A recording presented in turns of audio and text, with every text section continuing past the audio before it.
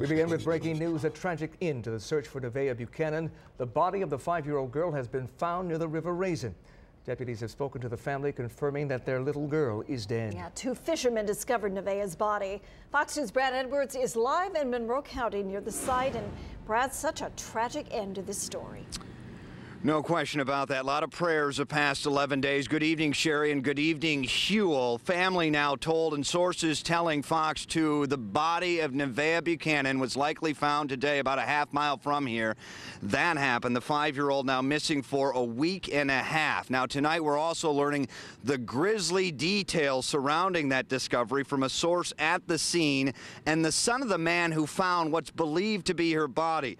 2 men, a father and a grandfather, smallmouth bass fishing around noon today on the banks of the Raisin River here in western Monroe County when they saw a disruption in the dirt. A closer look looked like a large cement block. It smelled, they say, lots of flies. The block apparently had a chip in it as they got closer. We're told the men, quote, freaked out, put 1 and 1 together, and called police immediately. 10 hours later, authorities still in and around the scene right now. The young girl may have been dumped, we're told, in a shallow grave on the banks of the Raisin River and covered in something like a quickcrete, a fast-acting cement.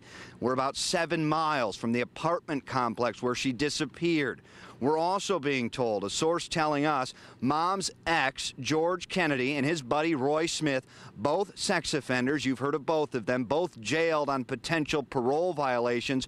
2 persons of interest, we're told, in the case. They were known to have fished in the area where Nevaeh's body believed to be found today. Again, we say believed because there still needs to be some testing done to confirm the information, but right now they are operating under the assumption that they indeed found Nevaeh Buchanan today, and now the hunt continues for her killer. Back to you guys. We'll have more on The Edge at 11 o'clock.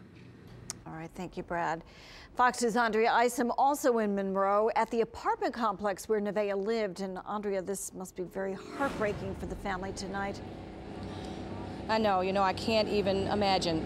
Family, friends, and this entire community, they were fearing the worst but hoping and praying for the best. But when a police officer showed up here today, that changed everything. That officer got a few words out of his mouth and screams, just ungodly screams. The pain, just, ugh. According to the police officer, they've known this for a few hours before they let us know. And the clothing, everything matched up to her. Everything, right down to the clothing, so that's why, and he really feels that's who it is. I'm just destroyed. I'm totally destroyed as a person. This child, she meant a lot to my family. She was my son's only friend, and he was her best friend. They played every day.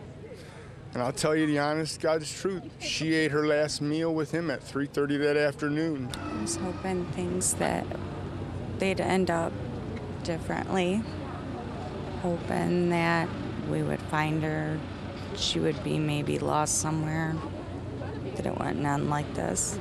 I had high hopes she was alive, especially in the last 2 days. Of all the ground these guys have covered, over almost 3,000 searchers, I had high hopes she was alive. But we did pray to bring this to an end. That was our cry of our heart. It's hard on the family. My prayers are with them. This family needs so much love and support now more than ever.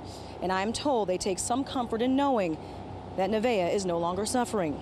Her name is Heaven, spelled backwards, and they truly believe that that is now where she is. We're live in Monroe. Andrea Isom, Fox 2 News.